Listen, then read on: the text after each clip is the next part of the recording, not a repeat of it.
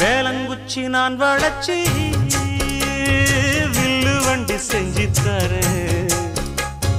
வண்டியில வஞ்சி வந்தா